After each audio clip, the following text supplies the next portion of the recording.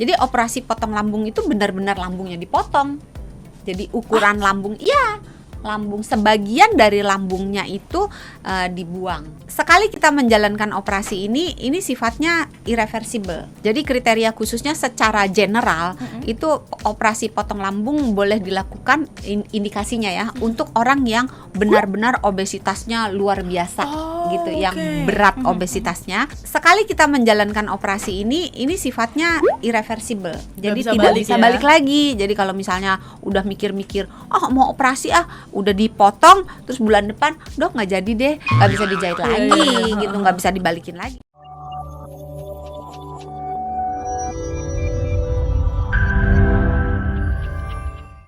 Hai sahabat Sonora, kamu sehat? Bersama dengan Sesa masih terus berbagi informasi seputar kesehatan, yang mana ini selalu Sesa ditemani oleh the one and only untuk narasumber kita. Menepuk tangan di diri sendiri. Sombong sekali ya. Luar biasa sombong. Sombong kok bangga. Ada Dr. Santi dari Medical Center Kompas Gramedia. Hai Dr. Santi, apa kabar? Hai Sesa, apa kabar? Kenapa? Suara satu, suara dua kan kita.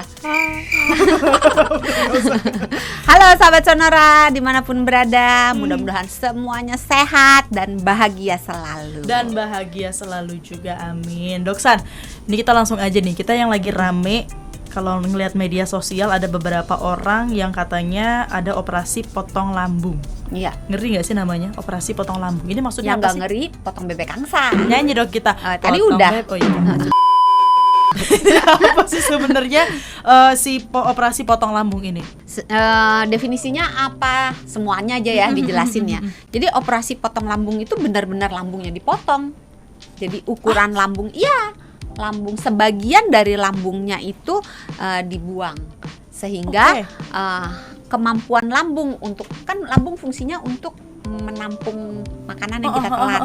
Nah, kalau ukurannya mengecil, kita makan dikit kan udah keburu kenyang, gitu kan, sehingga orangnya itu lebih mudah menurunkan berat badan.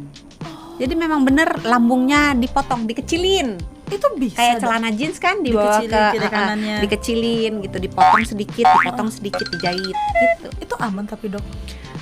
Sebetulnya gini, kalau dibilang aman, operasi ini aman, tetapi tentu setiap operasi, betapapun ringannya operasi, betapapun tidak berbahayanya operasi, tetap ada efek sampingnya, tetap ada komplikasinya. Namanya barang dipotong kan, tetap semuanya resiko-resiko operasi tetap ada gitu.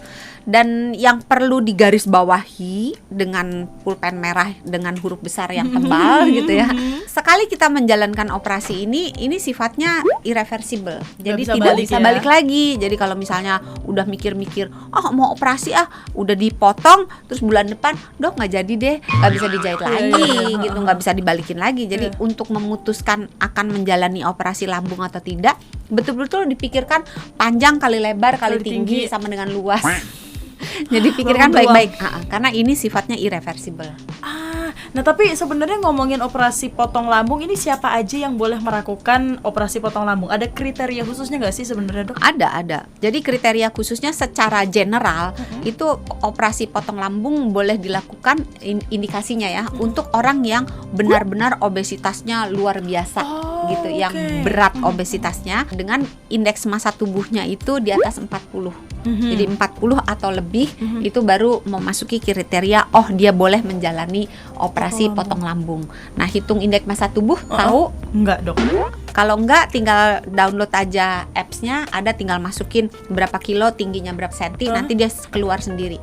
Kalau mau hitung manual pakai kalkulator atau pakai sempoa gitu, boleh juga. Wow, oke. Itu berat badan dibagi tinggi badan dalam kuadrat, tinggi badan dalam meter di kuadrat. Jadi misalnya pusing kali ya, mendingan masukin angka kan. Bener. Jadi misalnya berat badannya 50, tinggi badannya 160 cm. 160 cm diubah dulu jadi meter. Jadi kan 1,6. 1,6 di kuadrat dapatnya angkanya berapa? Nah, 50 dibagi 1,6 kuadrat ini dapat angkanya Jangan tanya Indeks saya massa dong. tubuh. Jangan Indeks tanya massa saya. tubuhnya. Jangan tanya saya. Nah, Sudah matematika, jangan tanya saya. anak IPS bukan yang ngitung-ngitung juga. Iya Kan sih. cuma kuadrat-kuadrat. Iya, itu alasan saya masuk IPS, Dok. Kenapa nggak masuk jurusan bahasa? Udahlah, Dok, lanjutin aja, Dok, operasi Oh, potong iya. lambung. Jadi itu ya, indeks massa tubuhnya di atas 40 atau boleh juga indeks massa tubuhnya sedikit lebih rendah. Jadi orang yang nggak gemuk-gemuk banget gitu ya, antara 35 sampai 39,9 dengan catatan dia punya berbagai penyakit yang terkait dengan kegemukannya itu. Misalnya punya penyakit diabetes, punya penyakit hipertensi, punya gangguan tidur, karena kalau orang gemuk biasanya dia ketika tidur akan mengalami ngorok yang di tengah-tengah ngoroknya itu ada periode henti napas. Nah, orang-orang yang kegemukannya indeks massa tubuhnya antara 35 sampai 39,9 plus beberapa penyakit itu, maka dia merupakan calon kandidat untuk menjalani operasi potong lambung. Tapi kalau misalnya indeks massa tubuhnya di bawah 35 bagaimana? Di bawah 35 boleh. Jadi antara 30 sampai 34 boleh, dengan catatan penyakit-penyakit yang diderita terkait dengan obesitas itu tergolong yang parah atau yang berat.